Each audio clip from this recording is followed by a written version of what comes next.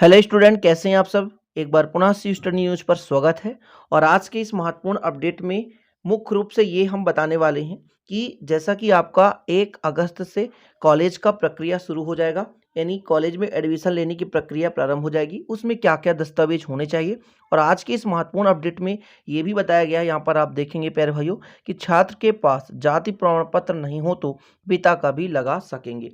मुख्य रूप से आपका जो रिजल्ट लगता है वो होता है 12th का, है ना। मुख्य रूप से 12th का रिजल्ट, है ना। तो 12th का रिजल्ट जैसे ही आएगा, तो जैसे आपके पास ओरिजिनल रिजल्ट तो इतना जल्दी मिलेगा नहीं, तो आपका पूरा फोटो कापी बराबर काम करेगा। यदि आपका ओरिजिनल रिजल्ट आ जाता है तो ओरिजिनल रिजल्ट का फोटो कापी लगाना पड़ेगा, नहीं तो आप प्रिंट आउट का पूरा, है ना, डॉक्यूमेंट आप लगा सकते हैं किसके 12th क्लास के रिजल्ट की।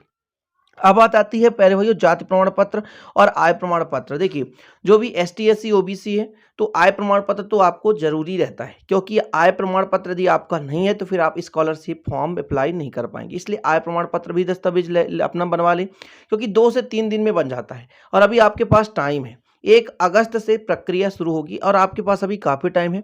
और हालांकि जाति प्रमाण पत्र भी डिजिटल बन जाता है, आप जाकर के लोक सेवा केंद्र से बनवा सकते हैं जाति प्रमाण पत्र, और आय प्रमाण पत्र भी बन जाता है। और अभी आपके पास टाइम है तो बनवा सकते हैं। जाति प्रमाण पत्र यदि आपका नहीं है तो आपके पिताजी का भी बराबर काम करेगा। अब देखिए, जैसे कुछ बच्चे 10th और 12th एमपी बोर्ड से किए हैं, तो उनको निवास प्रमाण पत्र बनाने की जरूरत नहीं रहती और ना ही लगेगा।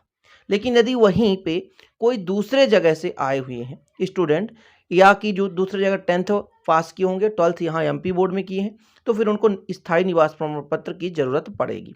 इतना क्लियर हो गया। तो और इसके साथ ही जैसे आपका स्कूल पैर भाई रिजल्ट जारी करेगा, मान लीजिए 25 जुलाई तक आ जाएगा रिजल्ट, 25 से 26 27 30 के अंदर ही आएगा, जुलाई पे ही आएगा, क्योंकि प्रक्रिया 1 अगस्त से शुरू होगी तो रिजल्ट जल्दी आएगा। तो जैसा कि टीसी टीसी जो कॉलेज वाले 1 हफ्ते का टाइम देते हैं कि 1 हफ्ते के अंदर आपको टीसी और माइग्रेशन जमा करना होगा। तो ये टीसी और माइग्रेशन जो होता है वो कहाँ से मिलता है, वो आपके स्कूल से मिलता है।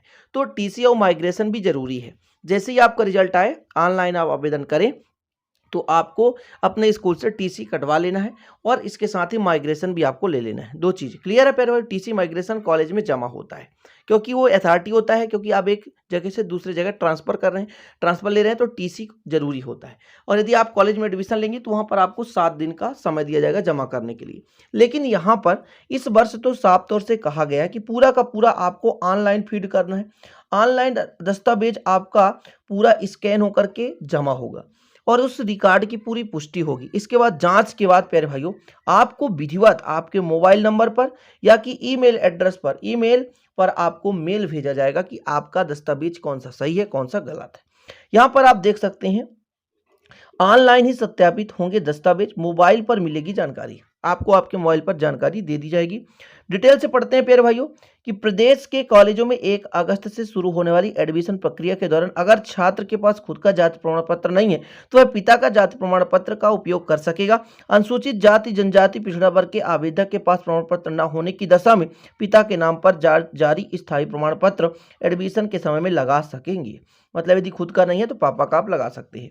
कोरोना काल में बहुत से ऐसे छात्र हैं जिनके जाति प्रमाण पत्र नहीं बन पाए हैं, लॉकडाउन की इसी वजह से बनी रही है और छात्रों की परेशानी को देखते हुए उच्च शिक्षा विभाग ने यह व्यवस्था का, है ना, जो भी ऐलान किया है। ठीक है, और आप देख सकते हैं पूरा यही इंफॉर्मेशन बताया गया है, ज़्यादा पढ़ने की जरूरत नहीं है और मुख्य रूप से मैं बता दिया प्यारे भाइयों। और यहाँ पर आप देख सकते हैं कि 10वीं और 12वीं मध्य प्रदेश से यदि की है तो मूल निवासी की जरूरी नहीं है। मतलब कोई भी स्टूडेंट यदि 10वीं 12वीं मध्य प्रदेश से पढ़ाई किया है तो उसे मूल निवासी की आवश्यकता नहीं है, क्योंकि ऑलरेडी वो निवास प्रमाण पत्र जमा किया होगा, चाहे जहाँ का होगा 10th और 12th में। ठीक है, लेकिन यदि वो कहीं दूसरे स्टेट से आकर के 12th कर रहा है तो उसे जरूरी है निवास प्रमाण पत्र जमा करना, तभी हो पाएगा। अच्छा, यहाँ पर ध्यान दें एक चीज़ और, आपको जो दस्तावेज अपलोड करें वो स्पष्ट नज़र आना चाहिए, ध्यान देने योग्य वाली बात है। जब भी आप स्कैन करें तो ऐसा नहीं कि मोबाइल से फोटो करके आप डाल दो, ऐसा नहीं। बढ़िया ऑनलाइन जाओ, ऑनलाइन दुकान पे स्कैन करवाओ, स्कैन करने के बाद उसको अच्छे से अपलोड करवाना। जब भी आपका यहाँ पर जो दस्तावेज है कब अपलोड होगा, जब आपका क्या बनेगा प्यारे भाइयों, एडमिशन होगा, एडमिशन फीस भी लगेगा और दस्तावेज वहाँ पे अपलोड होगा। तो जैसा भी प्रक्रिया रहेगा पूरा सिस्टम मैं बता दूंगा जब भी शुरू हो जाएगा। अभी तो मान लीजिए नोटिस जारी किया गया है तो सभी बच्चे अवगत रहें, क्योंकि कुछ बच्चे तो फिर जान ही नहीं पाते हैं कब से एडमिशन शुरू होगा, हमें क्या करना चाहिए, डॉक्यूमेंट क्या होना चाहिए। तो डॉक्यूमेंट आज मैंने बता ही दिया कि 12th का रिजल्ट आपका आ ही जाएगा।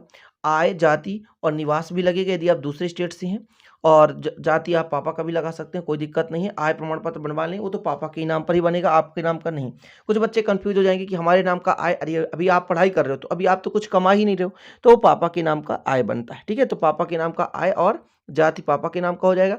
टीसी माइग्रेशन जो है वो रिजल्ट आने के बाद आपको स्कूल के द्वारा मिलेगा। ठीक है, रिजल्ट का दस्तावेज, फोटोकॉपी, इतना ही लगता है डॉक्यूमेंट, और इससे ज़्यादा कुछ नहीं लगता प्यारे भाइयों। इतना आप तैयार करके रखें, जो आपके पास नहीं है, यदि समय है तो बनवा भी सकते हैं, जिसके पास सुविधाएं नहीं है तो कोई दिक्कत नहीं है। ओके, तो आशा और उम्मीद है कि ये आपको अपडेट अच्छा लगा होगा, और अच्छा लगे तो प्लीज़ चैनल को सब्सक्राइब कर लें, क्योंकि इसी प्रकार के अपडेट हम आपको देते रहेंगे, कॉलेज के बारे में इन्फॉर्मेशन देते रहेंगे, ताकि आप लोगों का जो भी है आप सही गाइडेंस पा सकें, समय समय पर जानकारी प्राप्त कर सकें। चलिए प्यारे, मिलते हैं अगली वीडियो में। जय हिंद, वंदे मातरम।